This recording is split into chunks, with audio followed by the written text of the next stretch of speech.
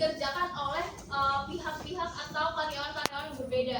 Maka dari itu saya pilih otorisasi. Dan juga kalau teman-teman misalnya menilai harusnya pemisahan tugas, nggak apa-apa, teman-teman pilih sesuai dengan analisis teman-teman. Kemudian selanjutnya akun terkait. Di sini karena kita membahas tentang penjualan, piutang, yang pasti terkait adalah piutang usaha, penjualan, kas dan setara kas, persediaan. Teman-teman sesuaikan akun terkaitnya sesuai dengan yang ada pada soal. Kemudian tentang asersi terkait. Di sini teman-teman bisa cari bagian uraian siklus penjualan dan pembelian. Di sini kita lihat bagian uraian siklus penjualan terlebih dahulu. Untuk asersi di dalam modul juga sudah diberi keterangannya. Misalnya untuk bagian yang pertama, terima pemesanan dari pelanggan, asersinya adalah existence, akurasi, dan cut off. Maka dari itu yang perlu teman-teman pilih adalah kolom E dan A dan C. Maksudnya adalah asersi, existence, dan juga akurasi dan cut off. Begitu juga untuk seluruh akun yang sedang kita isi di indeks ini. Misalnya untuk poin nomor 2 dan 3, asersinya kan masih existence, akurasi, dan cut off. Maka dari itu asersi terkaitnya juga diisi demikian. Pilih yang E dan AC.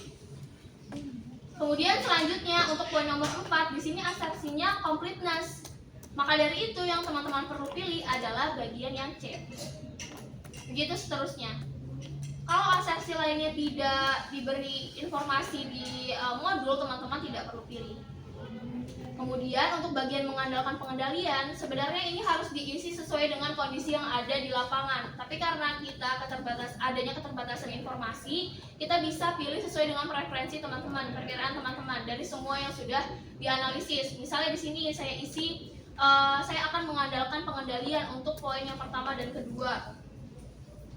Maka dari itu teman-teman bisa pilih ya. Kalau teman-teman merasa tidak akan mengandalkan pengendalian klien, teman-teman pilih tidak. Dan juga untuk test of control atau uji pengendaliannya, teman-teman juga sebenarnya harusnya sesuai dengan kondisi nyata di lapangan. Apakah sudah efektif atau belum? Kalau misalnya sudah efektif, teman-teman pilih efektif. Dan kalau misalnya belum efektif, teman-teman pilih tidak efektif. Untuk bagian referensi dan hasil, teman-teman tidak perlu isi karena akan terisi otomatis ketika teman-teman telah mengandalkan pengendalian dan juga analisis dari test of control. Sampai sini ada yang mau ditanyakan? Kalau nggak ada, kita lanjut. Yang perlu diisi bagian simpulan. Di sini saya isi pengendalian internal pada siklus ini sepenuhnya belum memadai, dan juga perlu dijelaskan apa kelemahan dari pengendalian tersebut. Nanti kalau simpulannya sudah terisi, status KKP-nya akan berubah menjadi completed. Berikutnya, indeks selanjutnya mirip seperti indeks yang sekarang, bedanya hanya tentang uraian siklusnya aja. Yang tadi penjualan, yang sekarang pembelian. Kalau teman-teman sudah isi uraian siklus pembeliannya, maka seharusnya akan muncul di sini. Yang perlu teman-teman isi juga sama di kolom identifikasi risiko, what can go wrong, dan seterusnya. Di sini teman-teman bisa lihat di modul untuk bagian asersinya. Asersi juga disesuaikan dengan yang ada di modul. Misalnya yang pertama poin 1, 2, 3, 4, dan 5 asersinya adalah existence. Maka dari itu yang perlu teman-teman pilih adalah kolom yang E. Sisanya teman-teman kosongkan. Begitu seterusnya sampai di akun yang terakhir. Untuk bagian mengandalkan pengendalian dan juga analisis dari test of control, teman-teman juga perlu mengisi sesuai dengan analisis yang teman-teman buat.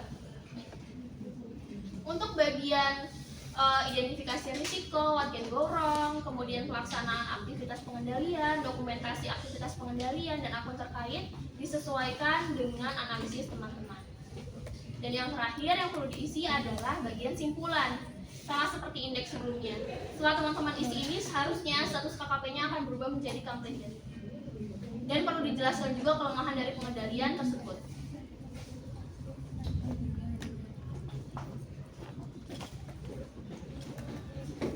Selanjutnya indeks A260.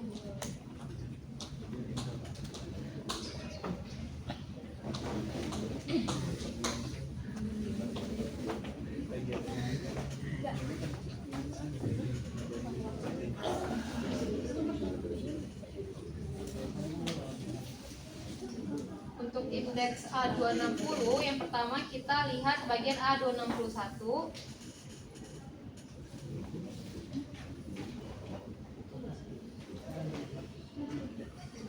Nah, di sini kita isi sesuai dengan informasi yang ada di modul.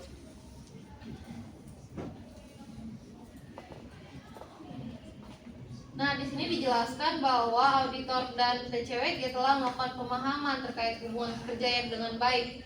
Makanya di bagian kesepahaman dan di sini juga dijelaskan dia telah memperoleh informasi secara menyeluruh. Makanya di sini diisi dengan ya.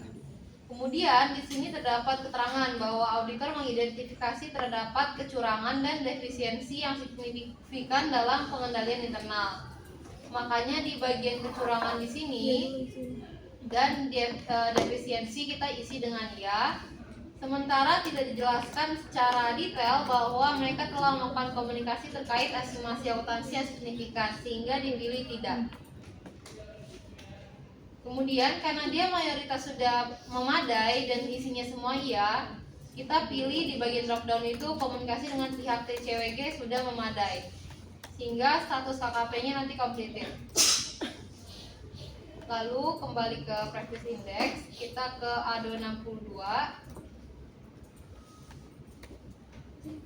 Nah, di sini dijelaskan bahwa di modul ada dibilang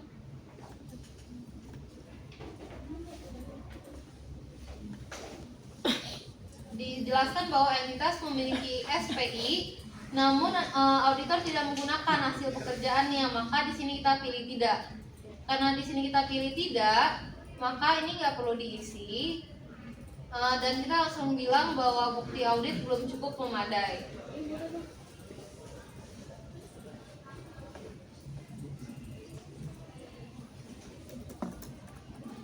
Hal ini karena terdapat transaksi penjualan yang tidak terdapat bukti pendukung. Jadi terdapat akun yang bukti auditnya belum memadai, sehingga auditor juga merasa bahwa SPI tidak melakukan pengawasan dengan baik. Ini juga informasinya terdapat pada modul.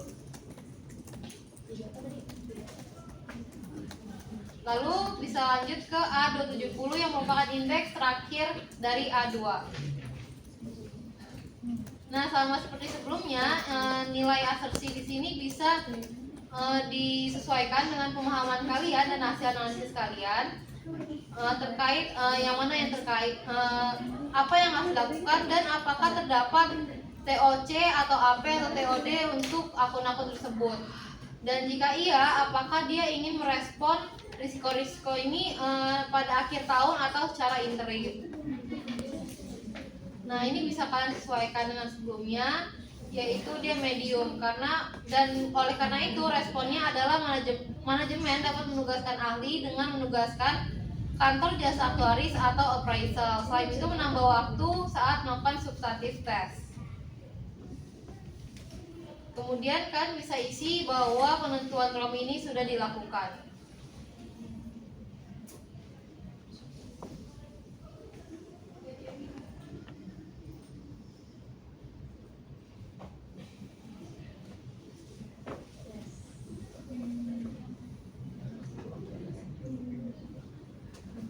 Maka indeks terakhir sebenarnya adalah A280, tapi karena kita tidak ada membahas tentang strategi dari audit, jadi kalian cukup mengerjakan sampai A270 aja.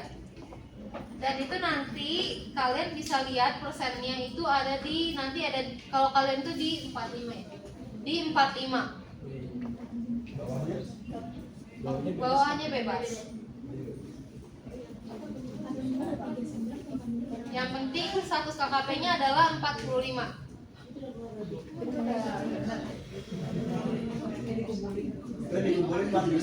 Iya.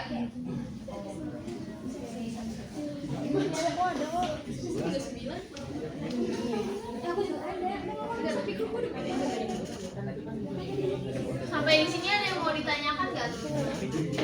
Kan kata ibunya sebelumnya kan dijelasin kan kalau bakal dapat sentif kalau misalkan ada 100%, dan kita minimal pengumpulan itu 45% itu bakal tetap dapat atau enggak? Tetap dapat. Yes. Yang dapat sentif itu yang mengerjakan tugas hadir ya.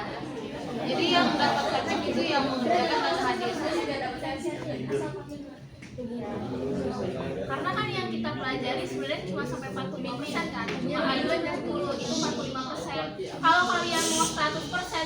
diisi sampai ke indeks yang D. Waduh. Sampai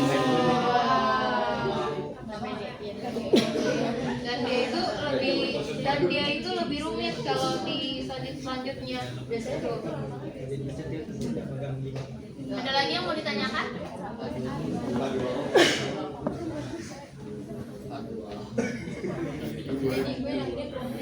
Oke, kalau misalnya